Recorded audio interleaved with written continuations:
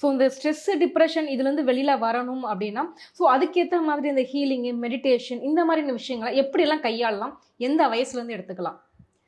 இப்போது மெடிடேஷன் அப்படின்னா மெடிடேஷனா என்ன அப்படின்னா நம்மள மனதுக்கு தான் வந்து மெடிடேஷன். ஸோ நம்ம மைண்ட் அப்படின்றது பார்த்தோம்னா 1 அழைச்சுழல்லேருந்து 40 அழைச்சுழல் வரையும் நம்மளுக்கு இருக்குது.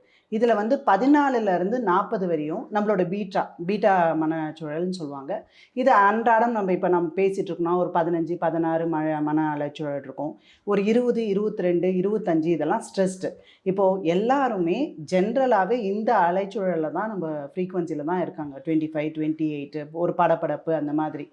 ஸோ இந்த அலைச்சுழல்ல இருந்து 13 14 15 வர்றதே பெரிய கஷ்டமாக இருக்குது. ஆனால் எந்த மெடிடேஷன் நம்ம பண்ணும்போது என்ன ஆகும், அலைச்சூழல் குறையும். அது வந்து பார்த்திங்கன்னா 7 to 8 வரையும் நம்ம மன அலைச்சூழல் குறைய ஆரம்பிக்கும். ஸோ எல்லாருக்குமே மெடிடேஷன் வந்து ரொம்ப முக்கியம். ஒரு 8 வயசு 10 வயசுல இருந்து மெடிடேஷன் பண்ணலாம். நாங்கள் ட்வின் ஹார்ட்ஸ் மெடிடேஷன் சொல்கிறது ஒரு 16 வயசுக்கு மேலே எந்த குழந்தைங்களும் பண்ணலாம் அப்படின்னு சொல்லுவாங்க. ஸ்கூலில் படிக்கிற பசங்களுக்கும் ஸ்ட்ரெஸ் இருக்குது.